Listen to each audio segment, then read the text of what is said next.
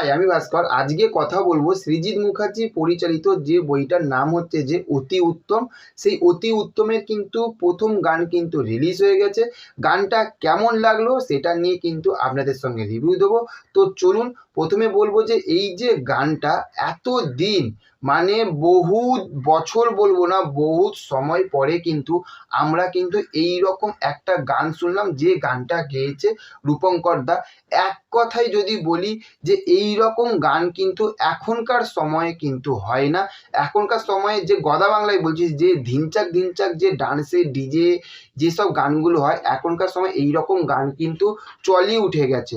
তো যখন শুনছিলাম, সেই যে নস্টালজিয়া, সেই যে আমরা ছোটবেলায় যে উত্তম কুমার স্যারের যে বইগুলো আমরা ব্ল্যাক অ্যান্ড হোয়াইট যে ছবিগুলো আমরা টিভিতে দেখতাম, যেরকম গানগুলো শুনতাম, সেই রকমই কিন্তু একটা পুরনো ফিলিংস দিচ্ছে।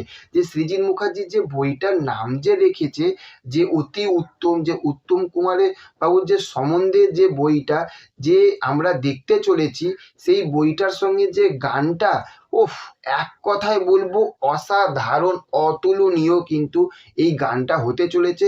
যারা যারা এখনো পর্যন্ত এই গানটা দেখেননি, তারা ইউটিউবে গিয়ে দেখুন।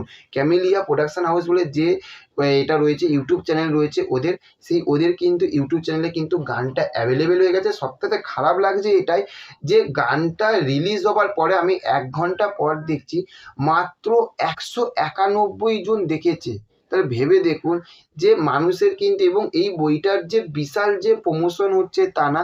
একটা কথা বলবো যে এই রকম বই আনতে গেলে কিন্তু একটা বুকে দম থাকা দরকার, এবং এত সুন্দর গান যখন এসেছে, আমার মনে হচ্ছে যে বইটা কিন্তু খুবই 100-এর মধ্যে 100% কিন্তু একটা ভালো বই কিন্তু হতে চলেছে। আমরা এতদিন যে ধরনের আমরা বই দেখে এসেছি, তার থাকতে কিন্তু এইটা আলাদা একটা স্বাদের কিন্তু বই হতে চলেছে। তো ওই জন্য এই যে বইটা যে অতি উত্তম, এই বইটার কিন্তু মার্কেটিং কিন্তু আরো ব্যাপক লেভেলে করতে হবে।